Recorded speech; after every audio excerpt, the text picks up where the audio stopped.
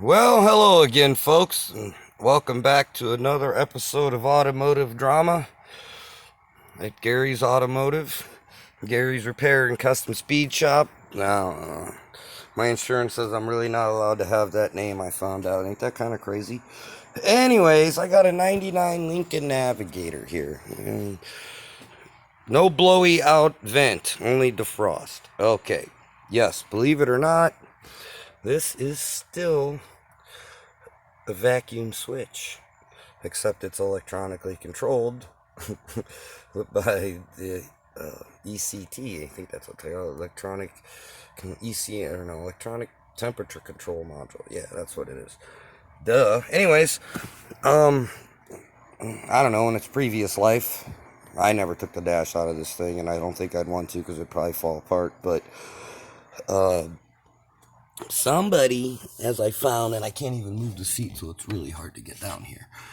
If you see the black line is the feed line. Well, let me see if I can get back here. If you see where I cut it and attached a hose. Alright, well, I got lucky because this guy had he's got a hole up there and he's got a big speaker wire running through it, so I was just able to go through that way. But anyways, whoever put this in the Ford pinched that line. He says it's been like that for years and he's tired of it. I'm pretty sure that's what he said.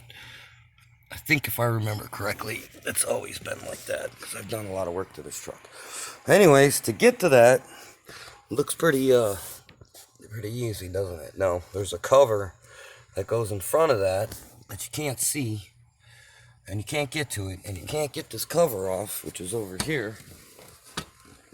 This thing, as you can see, it's one piece. You can't get that off unless you take the console off, and you ain't getting nowhere near underneath that thing unless you pull the console loose. And as you can see, I pulled the EC, or the electronic temperature control module out, and look, wow, it fell apart. That's how old the plastic is. It still works, so no biggie. I'm careful with it. It still works. I told him give me some super glue gel and I'll glue it back together for you.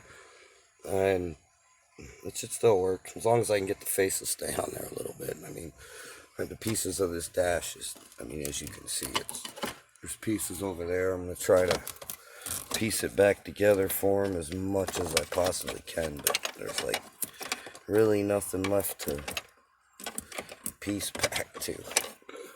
Anyways, now how I ran this out the front, like I said, he had already had this hole on. You can run it around through the bottom and come down out the back, the other side, passenger side footwell. I don't know if you could see down in there. You see where his big speaker wire is? Yeah, well, that's where I ran it. And then, of course, you got to put an adapter from, I think this is, I forget what size that one is, 7/32 and 9/32 or something like that. And over here, of course, is where the check valve is. And that had a plug on it, believe it or not. And here, actually, that little box right there is the air canister, or the vacuum canister. So it holds vacuum for the AC system. I guess when you shut it off and you want to turn it, I don't know why they do that. It's pretty stupid, actually, why they did all that, and they could have just put electronic modules in it like they do. But anyways, thanks for tuning in. Stay tuned for more episodes of Automotive Drama. And also, likes are nice, scribes are better. Any questions, comments, please feel free to leave them or ask. I always try to get back. If, I don't know, YouTube's weird. Sometimes it won't let me in. I don't know. But anyways, have a good night, folks, and stay tuned.